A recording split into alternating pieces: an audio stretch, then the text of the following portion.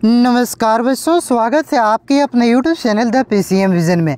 प्यारे बच्चों, ये है question paper class 9 social science यानी कि सामाजिक विज्ञान का, जिसका एग्जाम आज हुआ है। तो आज के इस वीडियो के माध्यम से जो आप सभी का 40 ऑब्जेक्टिव क्वेश्चन पूछा गया है, ये 40 क्वेश्चन का आंसर मैं आपको एक करके बताने वाला हूँ। तो साथ ही साथ मिलाते चलिए और फटाफट से आप लोग इस वीडियो को अपने सभी दोस्तों में शेयर भी कर दीजिए, ताकि आपके सभी दोस्त मिला ले और सभी को पता चल जाए कि किसका कितना नंबर आ रहा है। तो चलिए फटाफट से लास्ट में आप लोग कमेंट कीजिएगा कि 40 में से आपका कितना नंबर आ रहा है। ठीक है, मिला लीजिए। देखिए, पहला क्वेश्चन क्या था कि जब लुई 16वां फ्रांस की राजगद्दी पर आसीन हुआ, उस समय उसकी उम्र क्या थी? तो उस समय उसकी उम्र आपका 20 वर्ष था। ऑप्शन नंबर ये इसका करेक्ट आंसर होगा, एक का ए। उसके बाद देखिए अगला क्वेश्चन क्या है कि लुई 16वां के शासनकाल में किस देश ने अमेरिका के 13 उपनिवेशों को साझा शत्रु ब्रिटेन से आज़ाद कराने में सहायता की थी? तो किसने? तो दो का जो करेक्ट आंसर होगा ऑप्शन नंबर सी हो जाएगा, फ्रांस। उसके बाद देखिए बच्चों, अगला क्वेश्चन क्या दिया गया है? अगला क्वेश्चन आप लोग यहाँ पे देख सकते हैं, तीसरा क्वेश्चन कि फ्रांस में अधिकांश लोगों की मुख्य खाद्य क्या थी जिसकी कीमत में तेजी से वृद्धि हुई? तो क्या थी? तो 3 को करेक्ट आंसर हो जाएगा, ऑप्शन नंबर बी हो जाएगा आपका, पाव रोटी। उसके बाद देखिए अगला क्वेश्चन, चौथा क्वेश्चन क्या है कि तीसरे स्टेट के प्रतिनिधि अपने आप को संपूर्ण फ्रांसीसी राष्ट्र का ये क्या मानते थे? तो अपने आप को संपूर्ण फ्रांसीसी राष्ट्र का क्या मानते थे? तो ये मानते थे प्रवक्ता। ऑप्शन नंबर डी इसका करेक्ट आंसर होगा, 4 का डी। उसके बाद देखिए बच्चों, अगला क्वेश्चन क्या है कि रूसी साम्राज्य की लगभग कितनी प्रतिशत जनता आजीविका के लिए खेती पर निर्भर थी? तो कितनी प्रतिशत जनता? तो याद रखिएगा 5 का जो करेक्ट आंसर हो जाएगा आपका ऑप्शन नंबर सी हो जाएगा, 85% जनता। ऑप्शन नंबर सी इसका करेक्ट आंसर हो जाएगा। उसके बाद देखिए अगला क्वेश्चन क्या है कि निम्न में से कौन जर्मनी को दुनिया का सबसे ताकतवर देश मानने को कृत निश्चय था? तो 6 का जो आपका करेक्ट आंसर हो जाएगा आपका ऑप्शन नंबर ये हो जाएगा, हिटलर। उसके बाद देखिए सातवां क्वेश्चन क्या है कि 1929 से 1932 तक अमेरिकी अर्थव्यवस्था में आई मंदी के कारण अमेरिकी देश पर क्या प्रभाव पड़ा? तो 7 का जो आपका करेक्ट आंसर हो जाएगा ये हो जाएगा आपका ऑप्शन नंबर डी, यानी कि कह सकते हैं कि राष्ट्रीय आय में केवल आधी रह गई, फैक्ट्रियां बंद हो गई और निर्यात आपका गिरता जा रहा था। ऑप्शन नंबर डी इसका करेक्ट आंसर होगा, इनमें से सभी। उसके बाद देखिए बच्चों, अगला क्वेश्चन क्या है? अगला क्वेश्चन आप लोग यहाँ पे देख सकते हैं, 8वां क्वेश्चन कि फ्रांस के राष्ट्रीय गान मार्सिले के रचयिता निम्न में से कौन है? तो जो फ्रांस के राष्ट्रीय गान है मार्सिले, इसके रचयिता कौन है? तो इसका रचयिता है आपका राजडी दी लाइन। ऑप्शन नंबर 20 का करेक्ट आंसर होगा, 8 का बी। उसके बाद देखिए अगला क्वेश्चन क्या है कि निम्न में से किसके विचारों को मानने वाले समाजवादियों ने 1898 में Russian social democratic workers party का गठन किया था? तो 9 का जो आपका करेक्ट आंसर हो जाएगा ऑप्शन नंबर ये हो जाएगा, कार्ल मार्क्स ने। उसके बाद देखिए अगला क्वेश्चन क्या है? 10वां क्वेश्चन क्या है कि 1905 में औपनिवेशिक सरकार के किस प्रस्ताव को बस्तर यानी कि छत्तीसगढ़ के लोग बहुत ही ज्यादा परेशान हो गए थे? तो 10 का जो आपका correct answer option number D हो जाएगा आपका, और यानी कि जंगल के 2/3 हिस्से पर आच्छादित करना, घुमंतू खेती को रोकने, यानी कि आपका सी भी आपका क्या दिया गया है कि शिकार और वन्य उत्पादों के संग्रह पर पाबंदी लगाने की, ये सभी था। ठीक है, तो ऑप्शन नंबर डी इसका करेक्ट आंसर होगा, इनमें से सभी। 11 नंबर का क्वेश्चन देखिए कि मध्य उच्च भूमि को नाम से जाने जाने वाला नर्मदा नदी उत्तर के प्रायद्वीपीय पठार का भाग किस पठार से ज्यादातर भागों में फैला है? तो 11 का जो आपका करेक्ट आंसर होगा ऑप्शन नंबर ये हो जाएगा, मालवा का पठार। उसके बाद देखिए क्वेश्चन नंबर 12 का जो आपका करेक्ट आंसर हो जाएगा आपका 12 का आपका करेक्ट आंसर हो जाएगा ऑप्शन नंबर सी हो जाएगा, सुएज नहर। क्वेश्चन क्या था कि 1869 में किस देश में नहर खुलने के से भारत और यूरोप के बीच की दूरी कम होगी? तो सुएज नहर। ठीक, ऑप्शन नंबर सी इसका करेक्ट आंसर होगा।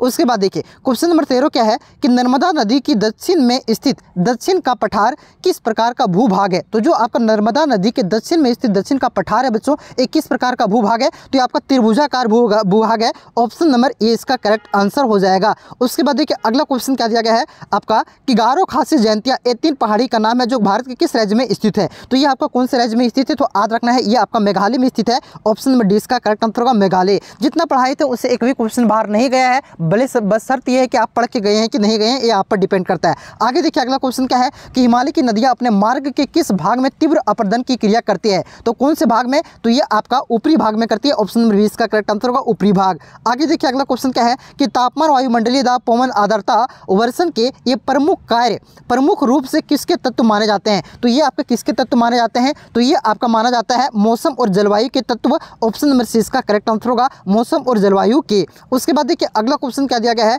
कि ग्रीष्म ऋतु के अंत में कर्नाटक एवं केरल में अक्सर होने वाली वर्षा को क्या कहा जाता है। तो ग्रीष्म ऋतु के अंत में जो कर्नाटक एवं केरल में जो आपकी वर्षा होती है बच्चों, इसे क्या कहा जाता है। रुकिए भाई, हाँ, तो इसे क्या कहा जाता है। तो 17 का जो आपका करेक्ट आंसर हो जाएगा आपका ऑप्शन नंबर ए हो जाएगा, पूर्वी मानसूनी वर्षा। उसके बाद देखिए अगला क्वेश्चन क्या है, 18 नंबर का क्वेश्चन कि भारत जैसे देशों के लिए सिंचाई, नौ संचालन और जल विद्युत निर्माण निम्न में से किसका महत्व बहुत ज़्यादा है। तो 18 का जो आपका करेक्ट आंसर हो जाएगा आपका 18 का हो जाएगा आपका ऑप्शन नंबर ये हो जाएगा आपका नदियों का। ठीक है, उसके बाद देखिए अगला क्वेश्चन 19 नंबर, 19 का क्या है कि खासी पहाड़ी के दक्षिण श्रृंखलाओं में स्थित निम्न में से कौन सा विश्व की सबसे ज़्यादा औसतन वर्षा प्राप्त करता है। तो कौन सा, तो इसका जो करेक्ट आंसर हो जाएगा 19 का आपका ये हो जाएगा आपका मासिनराम, जो कि कहाँ पे है, मेघालय में। ठीक है, आगे देखिए अगला क्वेश्चन क्या दिया गया है, 20 नंबर का क्वेश्चन क्या है बच्चों कि वर्ष 2045 तक चीन को पीछे छोड़ते हुए विश्व का सबसे ज़्यादा जनसंख्या वाला देश कौन बन जाएगा। तो ये हमारा भारत बन जाएगा, वर्तमान में ही बन गया है।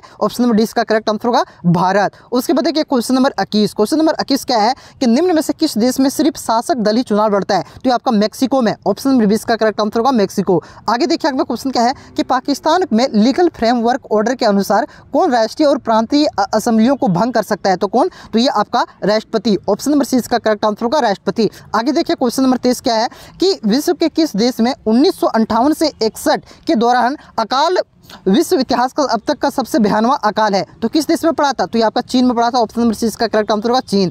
आगे देखिए अगला क्वेश्चन क्या है कि किस प्रकार की व्यवस्था सभी नागरिकों की सक्रिय भागीदारी पर निर्भर करती है। तो किस प्रकार की अर्थव्यवस्था में, तो ये आपका सभी नागरिक का भागीदारी होना चाहिए। तो ये आपका हो जाएगा लोकतांत्रिक, ऑप्शन नंबर इसका करेक्ट आंसर होगा लोकतांत्रिक। आगे देखिए अगला क्वेश्चन क्या दिया गया है कि निम्न में से कौन सरकार के अधिकारों की सीमा तय करता है और हमें बताता है कि नागरिकों का क्या अधिकार है। तो कौन करता है, तो ये आपका इसका जो करेक्ट आंसर हो जाएगा 25 का आपका क्या हो जाएगा, ऑप्शन नंबर डी हो जाएगा संविधान। क्या हो जाएगा, संविधान, ऑप्शन नंबर डी इसका करेक्ट आंसर होगा। उसके बाद देखिए क्वेश्चन नंबर 26, क्वेश्चन नंबर 26 क्या था आपका कि भारत के संविधान की आत्मा किसे कहा गया है। तो ये आपका प्रस्तावना को कहा गया, ऑप्शन नंबर 20 का करेक्ट आंसर होगा। आगे देखिए अगला क्वेश्चन क्या है कि लोकतंत्र में प्रत्येक नागरिक को अपने कौन से अधिकार प्राप्त है। तो ये आपका अपने मत का मताधिकार का प्रयोग, ये भी अधिकार प्राप्त है। चुनाव लड़ने का अधिकार और प्रतिनिधित्व बनने का अधिकार ये भी प्राप्त है। अपने विचारों को व्यक्त करने का अधिकार भी प्राप्त है। तो इस क्वेश्चन का करेक्ट आंसर होगा ऑप्शन नंबर डी हो जाएगा इनमें से सभी। आगे देखिए अगला क्वेश्चन क्या है कि निम्न में से कौन संविधान सभा के सदस्य नहीं थे। तो महात्मा गांधी संविधान सभा के सदस्य नहीं थे, बाकी बाद ये तीनों थे। तो इस क्वेश्चन का करेक्ट आंसर हो जाएगा आपका ऑप्शन नंबर सी हो जाएगा महात्मा गांधी। उसके बाद देखिए अगला क्वेश्चन क्या दिया गया है, अगला क्वेश्चन क्या दिया गया है आप यहाँ पे देख सकते हो 29 नंबर का कि भारत में निर्वाचित प्रतिनिधियों की राष्ट्रीय सभा को क्या कहा जाता है। तो राष्ट्रीय सभा को आपका संसद कहा जाता है, ऑप्शन नंबर सी इसका करेक्ट आंसर होगा संसद। क्वेश्चन नंबर 30 देखिए क्या था कि संसद का अधिकार निम्न में से क्या है। तो संसद का अधिकार क्या है, तो नए कानून बना सकता है, जो कानून पहले से बना उसमें संशोधन कर सकता है, जो कानून पहले से बना है उसको खत्म भी कर सकता है। ठीक है, यानी कि ये तीनों है। तो इस क्वेश्चन का correct answer question number D इनमें से सभी। उसके बाद देखिए अगला क्वेश्चन 31 नंबर का क्वेश्चन क्या पूछा गया था कि पालमपुर के गांव में अधिकांश भूमि के स्वामी जो उच्च जाति के थे वह कितने परिवार में निवास करते थे। तो आपका टोटल 80 था, ऑप्शन नंबर 20 का करेक्ट आंसर होगा 80। आगे देखिए अगला क्वेश्चन क्या दिया गया है कि भारत के गाँव में उत्पादन की प्रमुख गतिविधि किससे माना जाता है। तो ये किससे माना जाता है, तो 32 का जो करेक्ट आंसर होगा ऑप्शन नंबर ये हो जाएगा कृषि को। आगे देखिए अगला क्वेश्चन क्या दिया गया है, अगला क्वेश्चन क्या है कि वस्तुओं और सेवाओं के उत्पादन में भूमि की बात दूसरी आवश्यकता किससे मानी जाती है। तो ये आपका श्रम यानी कि